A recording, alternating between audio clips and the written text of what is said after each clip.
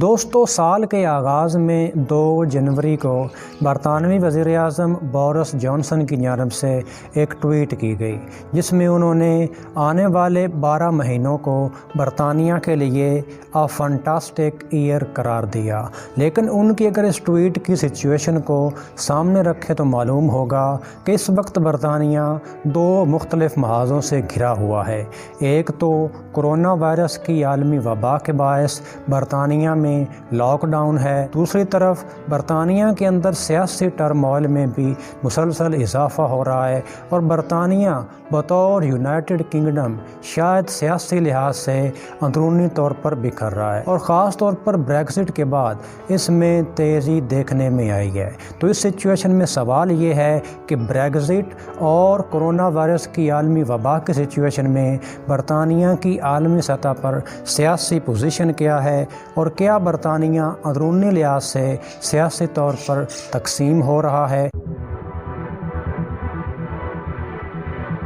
ہمیشہ کی طرح کچھ بیسکس سے شروع کرتے ہیں اور جانتے ہیں کہ آخر یونائٹڈ کنگڈم کیا ہے۔ اگر آپ اس میپ کو دیکھیں تو یہ یونائٹڈ کنگڈم یا برطانیہ کا میپ ہے، جس میں آپ کو 4 مختلف رنگ نظر آ رہے ہیں۔ ایک طرف یہاں آپ کو لکھا نظر آ رہا ہے انگلینڈ، ساتھ اسکاٹ لینڈ، ناردرن آئرلینڈ اور ساتھ ہی ویلز۔ اگر آپ دیکھیں تو چاروں ممالک کے اپنے اپنے الگ پرچم بھی ہیں۔ اسکاٹ لینڈ کا یہ پرچم ہے، انگلینڈ کا، اسی طرح ویلز کا اور ناردرن آئرلینڈ کا بھی اپنا پرچم ہے۔ اب یہ 4 ممالک اندرونی طور پر آزاد ہیں، لیکن ایک معاہدے کے تحت انہوں نے آپس میں ایک کنگڈم بنا رکھا ہے، اور یہ کنگڈم مل کر ہی برطانیہ یا یونائٹڈ کنگڈم بناتا ہے۔ یعنی برطانیہ ایک ملک نہیں ہے، بلکہ ایک ملک کے اندر 4 مختلف ممالک ہیں۔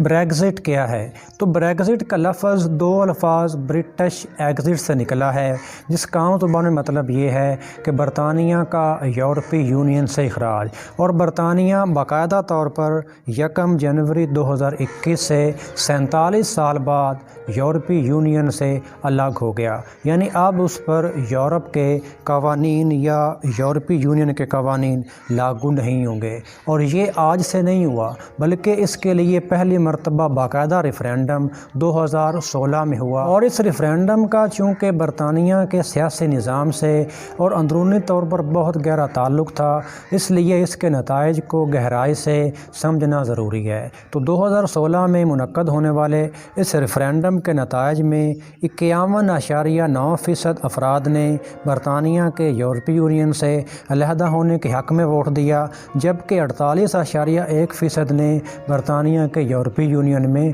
رہنے کے حق میں ووٹ دیا۔ اور اگر برطانیہ کی 4 اکائیوں کے انڈیویجول نتائج کی بات کریں تو معلوم ہوگا کہ انگلینڈ میں 53.4% لوگوں نے لیو میں ووٹ دیا، اور 40.6% نے برطانیہ کے یورپی یونین میں رہنے کے حق میں ووٹ دیا، اور یہاں پہ 73% ٹرن آؤٹ رہا۔ ناردرن آئرلینڈ کی بات کریں تو 44.2% لیو اور 55.8% نے ریمین کے حق میں ووٹ دیا، اور یہاں پہ ٹرن آؤٹ 62.7% ریکارڈ کیا گیا۔ اسکاٹ لینڈ میں سچویشن کافی انٹرسٹنگ تھی، کیونکہ وہاں پہ صرف 38% لوگوں نے لیو کے حق میں ووٹ دیا، اور 62% نے ریمین کے حق میں ووٹ دیا۔ ویلز کی بات کریں تو 52.5% لوگوں نے لیو کے حق میں ووٹ دیا، جبکہ ریمین کے حق میں 47.5% لوگوں نے ووٹ دیا، اور ویلز میں ٹرن آؤٹ 71.7% رہا۔ برطانیہ میں کووڈ-19 کی سچویشن کو سمجھنا بہت ضروری ہے، کیونکہ اس کا تعلق بھی براہ راست سیاسی حالات اور ایڈمنسٹریشن سے بن رہا ہے۔ تو اس وقت برطانیہ مجموعی طور پر ایک مشکل صورتحال میں ہے، کیونکہ کرونا وائرس کی جو نئی شکل ہے، یعنی کہ جو میوٹنٹ وائرس سٹرین ہے، اس کا مرکز برطانیہ ہی بنا ہوا ہے، اور وہاں سے اس کا آغاز ہوا تھا۔ البتہ وہاں پہ ویکسینز دی جا رہی ہیں جس میں فائزر، موڈرنا اور آسٹرازینیکا بھی شامل ہیں، لیکن ان ویکسینز کے دیے جانے کے باوجود برطانیہ میں کیسز کی تعداد میں مسلسل اضافہ ہو رہا ہے، اور خاص طور پر جو نیا وائرس سامنے آیا ہے اس کا برطانیہ ایک طرح سے ایپی سینٹر بنا ہوا ہے۔ اس وجہ سے وہاں پہ دوبارہ لاک ڈاؤن نافذ کر دیا گیا ہے۔ اس وقت مجموعی طور پر 28 لاکھ کیسز برطانیہ میں ہیں اور تقریباً 76,000 اموات ہو چکی ہیں، اور برطانیہ کی یونٹی کے لیے جہاں ایک طرف بریگزٹ ہے تو وہیں کووڈ-19 کی سچویشن بھی برطانیہ کو مشکل میں ڈالے ہوئے ہے۔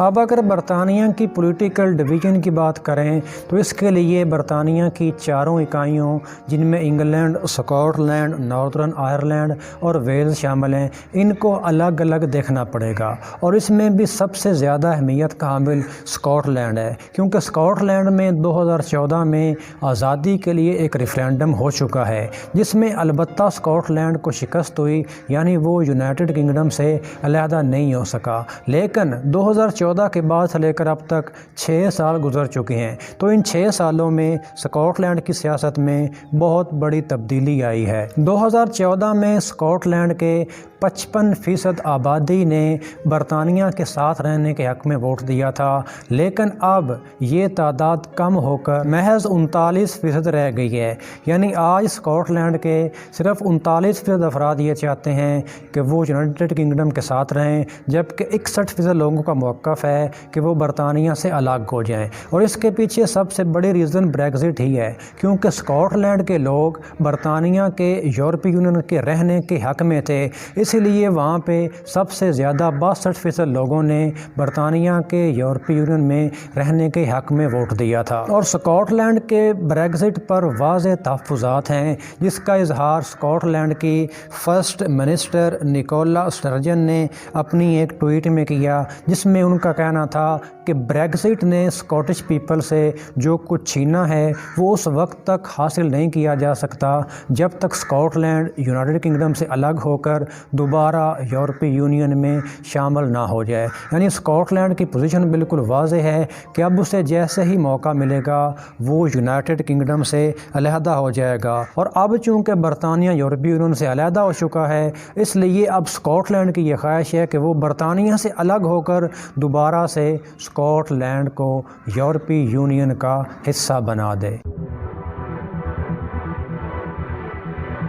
ناردرن آئرلینڈ کی بات کریں تو وہاں بھی سچویشن اسکاٹ لینڈ سے ملتے جلتی ہی ہے، اور وہاں پہ پہلی مرتبہ ناردرن آئرلینڈ کے نیشنلسٹ جو سیاستدان ہیں ان کو اس چیز کا احساس ہوا ہے کہ وہ ریپبلک آف آئرلینڈ کے ساتھ دوبارہ ری یونائٹ ہو جائیں۔ واضح ہے کہ ناردرن آئرلینڈ جو کہ UK کا حصہ ہے، اس کے بارڈرز ریپبلک آف آئرلینڈ جو کہ ایک آزاد ملک ہے اس کے ساتھ اس کے بارڈرز ملتے ہیں، اور چونکہ آئرلینڈ یا ریپبلک آف آئرلینڈ یورپی یونین کا حصہ ہے، اس لیے جو ناردرن آئرلینڈ ہے وہاں پہ جو لوگوں کی خواہشات ہیں وہ بھی اب اس طرف آ رہی ہیں کہ وہ دوبارہ ریپبلک آف آئرلینڈ کے ساتھ الحاق کر لیں۔ اس لیے عین ممکن ہے کہ بریگزٹ کی پہلی کیجویلٹی ناردرن آئرلینڈ کا یونائٹڈ کنگڈم سے علیحدگی کی شکل میں ہو، اور جب دوبارہ northern Ireland republic of Ireland کے ساتھ ری یونائٹ ہو جائے گا تو وہ یورپی یونین کا حصہ بن جائے گا، جو کہ وہاں کے لوگوں کی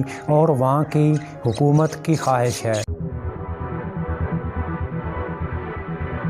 اگر انگلینڈ کی بات کریں جو کہ چاروں اکائیوں میں سے سب سے بڑا، سب سے مضبوط، سب سے امیر اور سب سے زیادہ کنزرویٹو ہے، اور اس کی حیثیت باقی 3 اکائیوں کے مقابلے میں ایک سٹیٹس کو کسی ہے، جو کہ دیگر 3 اکائیوں کو مختلف قسم کے فنڈ لگاتا ہے، یعنی ان سے انویسٹمنٹ اکٹھی کرتا ہے اور UK پر خرچ کرنے کا ذمہ دار بھی ہے، اور چونکہ لندن جو کہ انگلینڈ کا دارالحکومت بھی ہے اور یونائٹڈ کنگڈم یعنی کہ برطانیہ کا بحیثیت کل بھی دارالحکومت ہے۔ یہاں پہ کنزرویٹوز کی ایک بڑی تعداد ہے جنہوں نے 2019 کے انتخابات میں لیبر پارٹی کو فتح دلوانے میں اہم کردار ادا کیا تھا۔ اس کے علاوہ نارتھ آف انگلینڈ میں بریگزٹ کے بہت زیادہ حمایتی موجود ہیں، اور انگلینڈ نے بحیثیت مجموعی سب سے زیادہ فیصد ووٹ اس بات کے حق میں دیا تھا کہ برطانیہ کو یورپی یونین سے الگ ہو کر اپنی آزاد حیثیت کو برقرار رکھنا چاہیے۔ اور برطانیہ کی جو سچویشن اس وقت تھی جب برطانیہ یورپی یونین سے علیحدہ ہوا، جب باقی 3 اکائیوں کا موقف یہ تھا کہ برطانیہ کو یورپی یونین میں رہنا چاہیے، لیکن انگلینڈ کی جو اکائی تھی اس کا موقف تھا کہ برطانیہ کو یورپی یونین سے الگ ہو جانا چاہیے۔ تو یہ وہ ڈیفرنسز ہیں جو کہ چاروں اکائیوں کے درمیان اور انگلینڈ کے اندر موجود ہیں، جس سے محسوس ہوتا ہے کہ برطانیہ شاید آنے والے وقت میں ٹکڑے ہو سکتا ہے اور اس کی اکائیاں آپس میں بکھر سکتی ہیں۔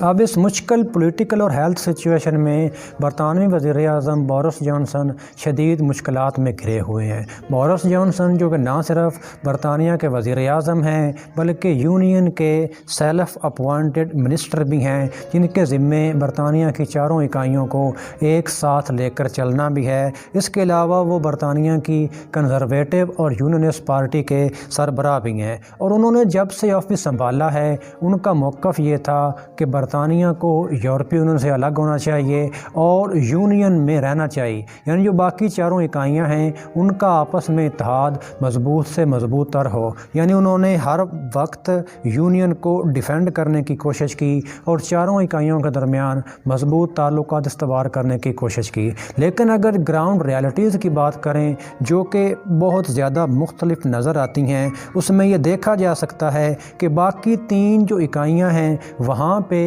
کنزرویٹو اتنے زیادہ مقبول نہیں ہیں۔ یعنی برطانوی وزیر اعظم انگلینڈ کی اکائی کے اندر تو ہو سکتا ہے کہ بہت زیادہ مقبول ہیں، لیکن جو باقی 3 اکائیاں ہیں وہاں پہ کنزرویٹو اتنے زیادہ مقبول نہیں ہیں۔ اس کی وجہ 2019 میں ہونے والے انتخابات بھی ہیں جہاں پہ بورس جانسن کی پارٹی کو کوئی اتنے زیادہ ووٹ نہیں ملے۔ اس کے علاوہ برطانوی وزیر اعظم بورس جانسن کی باقی 3 اکائیوں میں مقبولیت بھی اتنی زیادہ نہیں جتنی کہ انگلینڈ کے اندر ہے۔ تو یہ وہ ٹف سچویشن ہے جس سے برطانیہ کی کنزرویٹو پارٹی اور یونینسٹ پارٹی بھی بخوبی آگاہ ہے کہ بورس جانسن اس مشکل صورتحال میں چاروں اکائیوں کو ایک ساتھ لے کر چلنے میں ناکام رہے ہیں، کیونکہ اگر اس میں وہ کامیاب ہوتے تو باقی 3 اکائیوں میں بھی بورس جانسن اتنے ہی مقبول ہوتے جتنے کہ وہ انگلینڈ کی اکائی کے اندر ہیں۔ تو اس سچویشن میں ان کے پاس آپشنز بھی شاید وقت گزرنے کے ساتھ ساتھ محدود ہوتے جا رہے ہیں۔ اگر اسکاٹ لینڈ میں ہونے والے انتخابات میں اسکاٹش نیشنل پارٹی جیت جاتی ہے تو برطانوی وزیر اعظم کے پاس 2 آپشن ہوں گے، یا تو وہ اسکاٹ لینڈ کی آزادی کا مطالبہ اس کو اگنور کرتے رہیں یا پھر اسکاٹش نیشنل پارٹی سے سیاسی لحاظ سے لڑتے رہیں۔ لیکن ان کو لڑنے کے لیے بھی شاید بہت کچھ ان کے پاس ہونا چاہیے، کیونکہ اگر آن گراؤنڈ یا آن پیپر ان کے پاس کوئی پریکٹیکل کام نہیں ہوگا تو وہ برطانیہ کی چاروں اکائیوں کو آپس میں برقرار نہیں رکھ سکیں گے۔ انہیں معاشی لحاظ سے ایک ایسی ٹریڈ ڈیل کی ضرورت ہے جو کہ یورپی یونین سے بہتر ہو، یعنی انہیں خود کو ثابت کرنا ہے کہ برطانیہ کا یورپی یونین سے علیحدہ ہونا برطانیہ کے فائدے میں ہے، سیاسی لحاظ سے اور معاشی لحاظ سے۔ اگر وہ اس میں ناکام ہوتے ہیں تو باقی 3 اکائیوں کو یہی پیغام جائے گا کہ برطانوی وزیر اعظم جو کہ انگلینڈ کے رہائشی ہیں اور وہاں کی نمائندگی کرتے ہیں، وہ باقی 3 اکائیوں کے ساتھ ایکولی سلوک نہیں کر رہے۔ اسی لیے عالمی سطح پر بھی برطانیہ کو اپنا کردار بحال کرنے کی ضرورت ہے۔ واضح ہے کہ برطانیہ اس وقت عالمی سطح پر یونائٹڈ نیشن کی سیکیورٹی کونسل کا ایک مستقل رکن بھی ہے۔ اس کے علاوہ G20 کی جو تنظیم ہے اس کا بھی رکن ہے۔ اس کے علاوہ کامن ویلتھ کی جو تنظیم ہے اس کا بھی ممبر ہے اور اس کے علاوہ نیٹو کا بھی ممبر ہے، لیکن گزشتہ 4-5 سال سے برطانیہ کے عالمی کردار میں بجائے اضافہ ہونے کے مسلسل کمی دیکھی جا رہی ہے، اور یہ برطانیہ کے اندرونی اتحاد کے لیے ایک خطرے کی علامت ہے، کیونکہ برطانیہ میں اس وقت صحت کی صورتحال کرونا وائرس کو لے کر بہت زیادہ خراب ہو چکی ہے، جس سے برطانوی معیشت بھی بری طرح سے تباہ ہو چکی ہے، اور اوپر سے پھر برطانیہ یورپی یونین سے باقاعدہ طور پر علیحدہ ہو چکا ہے، اور یہ وہ ٹف اور مشکل سچویشن ہے جس کو اگر برطانوی وزیر اعظم بورس جانسن ہینڈل کرنے میں کامیاب ہو گئے تو برطانیہ اپنی جگہ پہ بحیثیت یونائٹڈ کنگڈم برقرار رہے گا، لیکن اگر وہ اس میں ناکام ہو جاتے ہیں تو عین ممکن ہے کہ آنے والے 4-5 سالوں میں یا 1 سے 2 سالوں میں ہی پہلے اسکاٹ لینڈ الگ ہو جائے، پھر ناردرن آئرلینڈ الگ ہو جائے، اور پھر باقی ویلز اور انگلینڈ ہی رہ جائیں گے۔ اس بارے میں آپ کی رائے کیا ہے؟ نیچے کمنٹ سیکشن میں ضرور بتائیے۔ آپ سے ملاقات ہوگی کسی نیکسٹ ویڈیو میں۔ اپنا بہت سارا خیال رکھیے گا۔ اللہ حافظ۔